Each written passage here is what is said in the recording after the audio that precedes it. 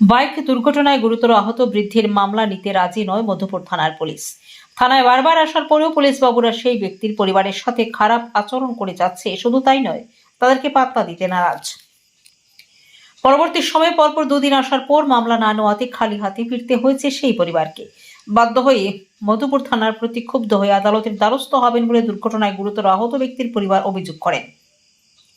ঘটনার সূত্রপাত গত এপ্রিল মাসের 8 তারিখ। অভিযুক্তরা সেই পরিবারটিকে আশ্বস্ত করেছিল ঘটনা মীমাংসা করে দেবে, কিন্তু 1 মাস হলেও আজ পর্যন্ত কোনো সুরাহা করেনি।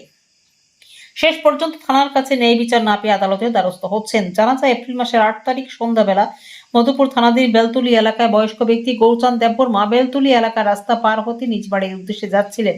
অন্যদিকে মধুপুর থেকে কমলাসাগরের উদ্দেশ্যে যাচ্ছিল একটি বাইক, যাতে ছিল 3 জন। সেই বাইকের নাম্বার TR01P9352। এমন সময় ভাটিবাড়ি এলাকার গৌরচাঁদ দেববর্মা রাস্তা পার হয়ে বেলতুলি এলাকায় নিজ বাড়িতে যাচ্ছিলেন। পেছন দিক থেকে এসে ঘাতক বাইকটি সজোরে ধাক্কা দিয়ে মুহূর্তের মধ্যে ছিটকে পড়ে যান বৃদ্ধ গৌরচাঁদ দেববর্মা।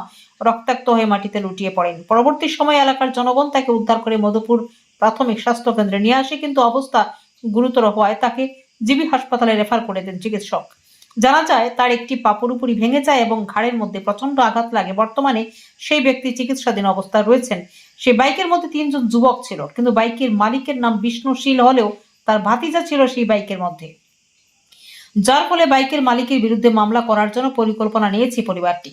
এদিকে গত 9 মে অর্থাৎ পরশুদিন সেই পরিবারটি মধুপুর থানায় মামলা করতে আসলেও পুলিশ তাদের মামলা নিতে নারাজ। পরবর্তী সময়ে 11 মে পুনরায় আসে, কিন্তু পুলিশ তাদের কোনো পাত্তা দেয়নি বলে অভিযোগ। পরে বাধ্য হয়ে আদালতের দ্বারস্থ হবেন বলে জানান অসহায় পরিবারটি। জানা যায়, দুর্ঘটনার পরের দিন থেকে সেই বাইকটি পুলিশ উদ্ধার করে থানায় নিয়ে এসেছিল, কিন্তু আচমকা সেই ঘটনার কোনো মীমাংসা কিংবা মামলা না নেওয়ার ফাঁকে সেই বাইকটি পুনরায় থানা থেকে ছাড়িয়ে নেয় অভিযুক্তরা। ব্যুরো রিপোর্ট, লাল শক্তি নিউজ। গত মাসের 8 তারিখ বাবা অ্যাক্সিডেন্ট হয়েছিল। বেলতলি মিছিলতে যাওয়ার সময় অ্যাক্সিডেন্ট হয়েছে। অ্যাক্সিডেন্ট হওয়ার পর তারা কোনো খরচ দেয় না। বাইক পিছন দিয়ে এসে ধাক্কা মারছে। ধাক্কা মারার পরে বাবার পিছনের গাঁটটা হাতটা লইরে গেছে গা, একটা রক ছিটছে, ডাইন পাও ভাঙছে। আনাতে আইসি কেস এপ্লাই করুন। তো গত 8 তারিখ আইসের আমি কেস দিতে আইসি, কাগজ দিয়ে গেছি, তারা কোনো কেস লেখতেছে না। আজকে আইসি, আজকেও তারা, আমি 2টা থেকে আইসি, ওখন প্রায় 4টা বাজে। তারা আমার বয়ে রাখছে, কোনো কেস অ্যাপ্লাই করতেছে না তারা। আমি সুষ্ঠু বিচার চাই। আমি অনেক কোর্টে থেকে আপিল করতে চাই এটা কেসটা। তো এখন কি আপনার বাইকটা যে হয়েছিল, বাইকটা আছে তারা?